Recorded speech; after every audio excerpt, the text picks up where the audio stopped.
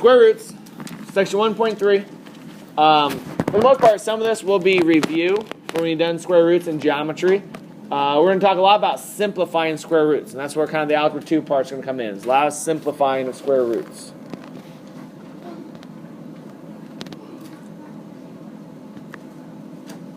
All right, first one here. We have the radical symbol. The radical symbol is given to us here. Kind of looks similar to like a check mark symbol. All right. The radical symbol is used to denote a root. You can have square roots or cube roots, which is in the example there. Square root, there is an implied 2 to show that's a squared root. Anything more than that, and they would put the number. So, for example, we have a cube root here. They put a 3. You can do fourth roots and fifth roots and so forth as well. Today we're just going to focus on square roots, though. But again, square root is what times itself would get that number. So square root of 36 is 6. Cube root of 27 there would be 3, because 3 times 3 times 3 is 27. The radicand is the expression under the radical sign. So the radicand is everything that goes under the radical sign. So in that expression there, it's the square root of x plus 3 minus 2. The radicand is the x plus 3. The minus 2 would be on the outside of it. That is not part of it. A principal square root is the positive root of a number. Typically, square roots have a positive and negative solution. Like think about the square root of 4. Square root of 4 can be either 2 or negative 2. 2 times 2 is 4. Negative 2 times negative 2 is also 4. So a lot of times when we're talking about just square roots, we're always talking about the principal root. When we get to solving equations and more advanced stuff, then you have to actually remember that there can get positive or negative solutions, and you will use both. But principal root is the positive root of the number. Rationalizing the denominator. We're going to do this last today. Last thing today is probably going to be the toughest thing you do here. But rationalizing the denominator, in math, there's all those little things that there's kind of rules. Like yesterday we talked about you can't have a decimal with a fraction. Okay, we talked also about you can't have a negative in the denominator. Well, one of the things is you can't have a radical in the denominator. So to eliminate that, we do a process called rationalizing the denominator. It's a method of rewriting a fraction by multiplying by another fraction that is equivalent to 1. We multiply by equivalent to 1 because we're not changing it that way. And as you see here, 1 over the square root of 2, you multiply by the square root of 2 over the square root of 2, and you get square root of 2 over 2, which again might look confusing right now, but as we start looking at a couple problems there, it'll make sense. And again, the goal is to eliminate the radical and just get a whole number answer on the bottom. And then like radical terms, very similar to just combining like terms, radical terms have the same radicand and index. So essentially they have to have the same root there. So they have to have the same thing underneath the square root. So there they both have 2x. I can combine them. The index would mean they have the same root. So I can't combine square roots and cube roots. I can only combine square roots with square roots, cube roots with cube roots, etc. The bottom one there has an example of like 3x and 2x. I cannot combine those. Those are two different parts underneath the radicand. Not combinable. Further examples would be like the square root of 2 and the square root of 2. I could combine those. Okay, if I wanted to combine those, I could. And it's just like when you combine like terms. We'll look at those as well. All right, dealing with a lot of square roots today.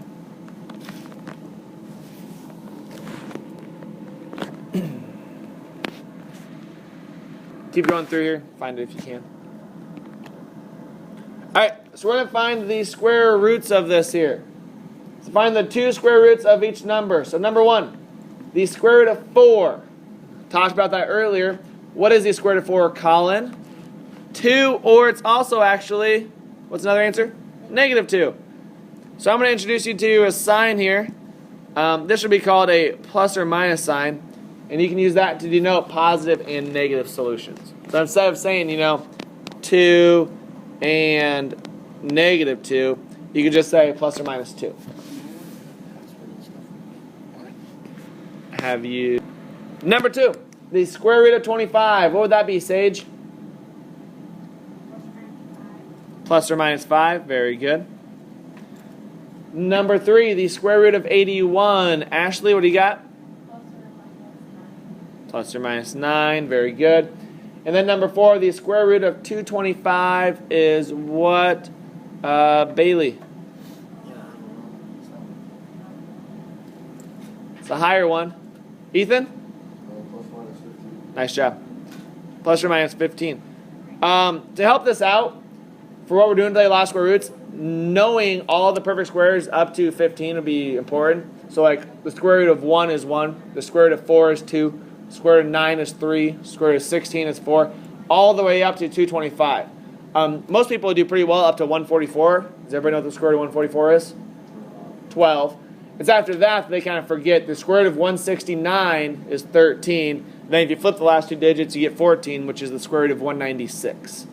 Okay? And then 225 is 15. But knowing all of those will be very helpful today when we get to simplifying radicals. All right, so first we're going to talk about approximating a square root. We want to estimate to the nearest tenth. All right, in order to approximate, we want to find, roughly where is this square root. The best way to start off is to think, well, this square root falls between what perfect squares? So, for example, I have the square root of 51. What perfect squares does that fall between, John? 49 and... what's the one after 49? 64. Okay? So 51 falls between those. Now we know the square root of 49 is 7. The square root of 64 is 8. The problem is we want to estimate to the nearest tenth. Now I give you a range of values like 0.1 to 0.3. I'll give you a range. Those will be technically correct. 0.4 to 0.6. And then 0.7 to 0.9. If you fall within that range, everything's going to be fine with me for the most part. But again, we want to use kind of logistics here to get the best answer. So the square root of 51. Now, we want to find the nearest tenth. Is that closer to 49 or closer to 64, Sophie?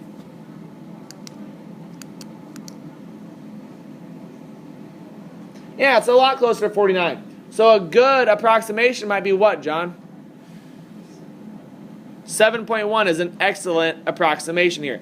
Again, the square root of 51 falls a lot closer to the square root of 49 than 64. So it's got to fall within this range right here.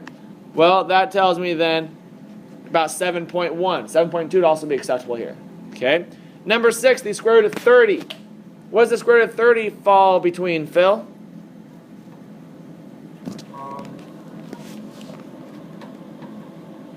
Square root of 5. Square root of 25, which is 5. There you go.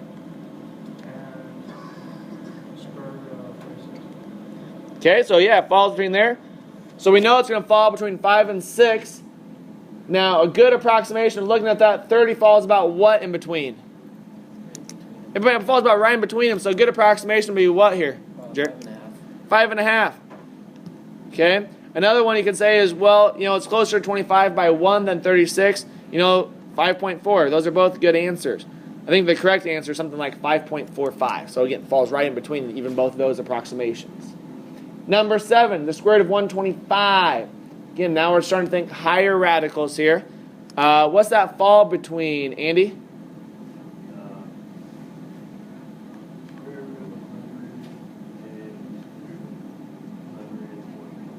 And?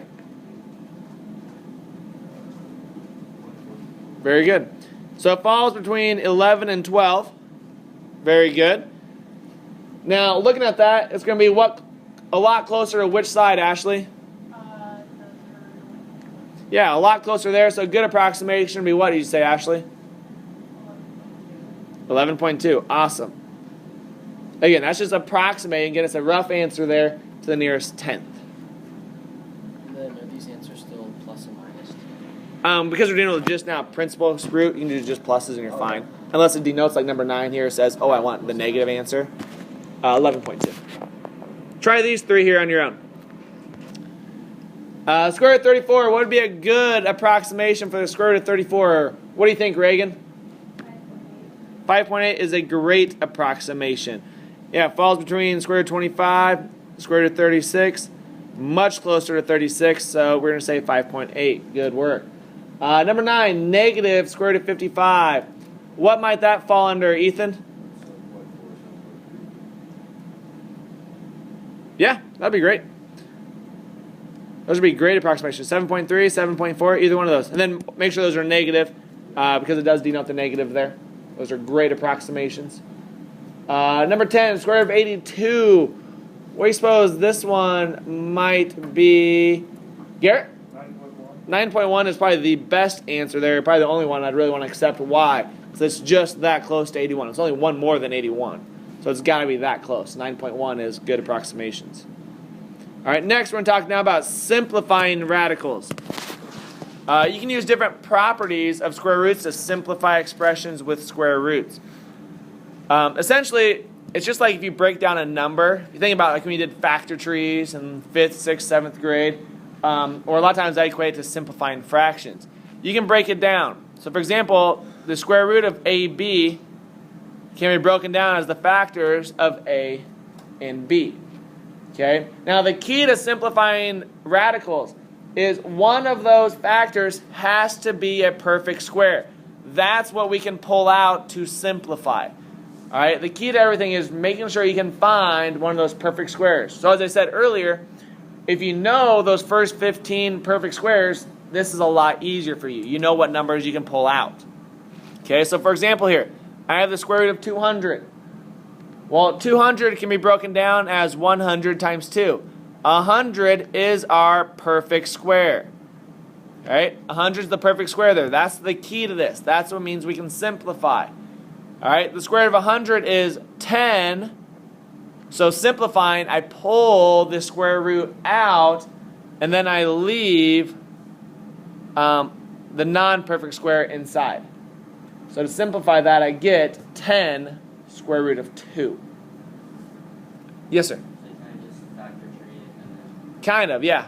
There's another method. Yeah, you can do factor trees, the same thing. Pull out the ones that are in common. Yep. Sometimes, like this one, they're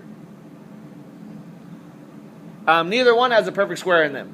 Okay? Well, if you're not a perfect square, you can multiply them first. So 27 times 3, I can get 81. 81 is now a perfect square. I get my solution of 9. And again, the goal is to do what you can to find a way to simplify. Same thing with the product property you can do with the quotient. You can break it down under radicals. So for example, I have the square root of 25 over 49 is nothing more than really just the square root of 25 over the square root of 49. I simplify both of those. The square root of 25 is 5. The square root of 49 is 7. I get 5/7. And then again, if neither one of them is a perfect square, well, if I have both radicals, I can divide and simplify. 108 divided by 3 is 36. The square root of 36 is 6. So again, the key to every one of these, if you notice, is finding those perfect squares. The perfect squares is what's going to help us simplify. All right, let's see what one of these look like. So number 11, I have negative square root of 50. Now the square root of 50 is not a perfect square. So I need to find a perfect square that goes into 50. What is a perfect square that goes into 50? Colin? 10's not a perfect square?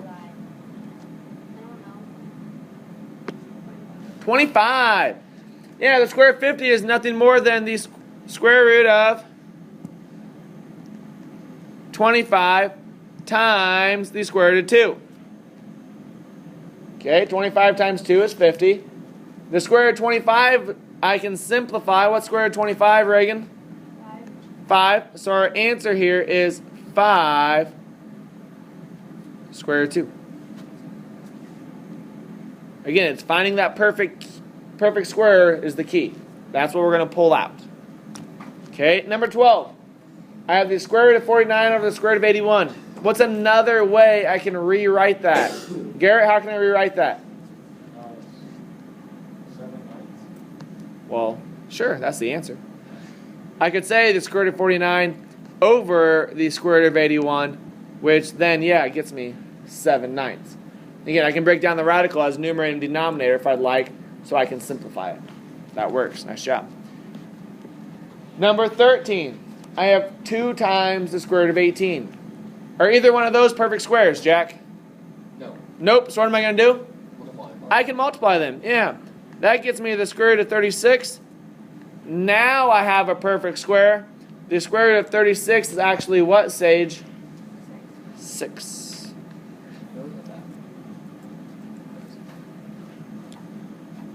Next one here. 14. Same idea as number 12.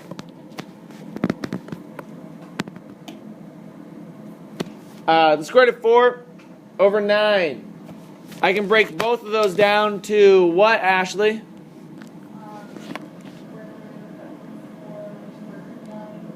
Very good. So I have the square root of 4 over the square root of 9, which gets me an answer of what then, Sean? 2/3. Good work. Now, number 15. I have 9 square root of 5 minus the square root of 20. Now, looking at these right now, I can't do anything. I can't combine them. But can I simplify the square root of 20? Is there a perfect square that goes into 20? Colin says yes. What perfect square is it? Nice job. Square root of 20 breaks down to the square root of 4 times the square root of 5. Well, that's good because we want to find a radicand with 5. So we can simplify it, combine. Well, what's the square root of 4, Jack? 2. 2. So I have 9 square root of 5 minus 2 square root of 5. Now, when we're combining with adding and subtracting, it's just like when you combine like terms with variables. So think of it this way. If I had 9x minus 2x, what would you say the answer there was, Phil? 7x. So I have 9 square root of 5 and 2 square root of 5. What's going to be my answer? 7. Perfect. Okay? Combining with adding and subtracting is just like combining like terms in the sense of variables. Okay? As long as you have the same radicand and they're the same root, you can combine them. You just add or subtract what's in front. Okay? Very similar to like combining like terms there. Number 16. Does anybody know what the invisible operation symbol that goes between the number in front and the radical? What operation symbol might go there? John? Multiplication. So to simplify something like this, what's the square root of 36, John? It's nothing more than 3 times 6. 3 times 6 is what then, John? 18. Nice job. Try these 5 on your own. All right, let's go through and see if we have the answers. Number 17, the square root of 4 over 49. What do you think you have there, Reagan? 2 sevens. Nice job, 2 sevens. Number 18, 5 square root of 2 plus 3 square root of 2. Ethan, what do you have? Are they the same radicand and index there? Okay, so I can combine what's in front. What's 5 plus 3? So I get 8 square root of 2. Just like combining like terms there. Number 19 might have been a little tougher. Well, what do you think you have there, Garrett? 1 square root of square root of 3. Close. That's actually not it. What do you have, Phil? 19. Yeah. 3 square root of 3. It's actually 3 square root of 3. Now, Garrett, when you break down 12, you get the square root of 4 and the square root of 3. But you have to remember to take that square root of 4 out. So that's where we get the 2. Does that make sense? Yeah. So I get 2 square root of 3. Subtract them. That's where I get 3 square root of 3. Number 20. Shane, what do you have? 8 over 11. Good work. And number 21. Who feels confident they think I have this one? Ashley. 2. It is 2. Yeah, square root of 25 over 16 is nothing more than 5/4 plus 3/4, which gives me 8/4 or 2. Nice work. Last but not least here, we're going to talk about rationalizing the denominator. Again, it's how do we eliminate the radical from the denominator? That's kind of what we're looking for here. Yes, sir. Question? Yeah, I just I did it. I got 37. So I All right, so rationalize the denominator. We use this to eliminate the radical from the denominator. Okay? So again, the key is kind of multiplying by what is in the denominator a lot of times. So I have, you see here, the square root of 2. So I'm going to multiply by the square root of 2 over the square root of 2, which, as we said, is a factor of 1 there. So multiplying that, square root of 2 times the square root of 2 really gets me the square root of 4. Well, now I know the square root of 4 is 2. Okay. On top, I multiply them. 5 times 2 gives me 10. I get my solution of 3 square root of 10 over 2. And then anytime I can, I look to simplify the fraction. So if 3 and 2 were simplifiable, I could simplify them. And then we already talked about combining like terms. We did that earlier in the problems before. All right, here's a problem. Let's see what we can do. Number 22. I have 2 square root of 2 over the square root of 3. So I want to rationalize it by getting rid of the square root of 3. What might I want to multiply both the numerator and denominator by? What do you think, John? What do I want to multiply them both by? Not square root of 2, but the square root of 3. Yeah.